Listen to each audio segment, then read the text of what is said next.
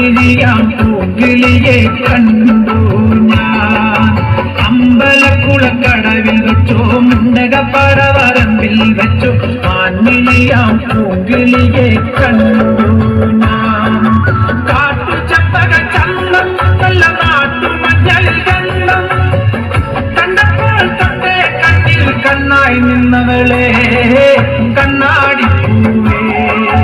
അമ്പലക്കുളക്കടവിൽ വെച്ചോ മുണ്ടകപ്പടവരമ്പിൽ വെച്ചോ മാൻമിഴിയാം പൂങ്കിളിയെ കണ്ടു.